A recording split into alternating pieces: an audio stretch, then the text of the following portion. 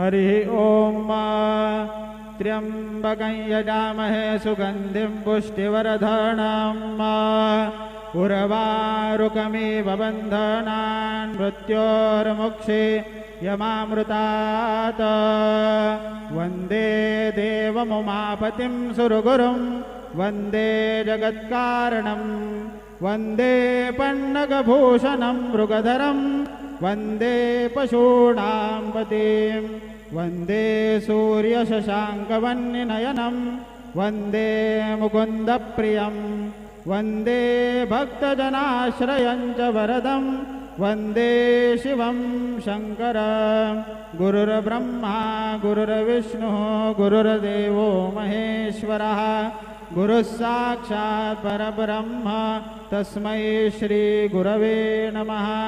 सद्गुरु साईनाथ देवताभ्यो नमः।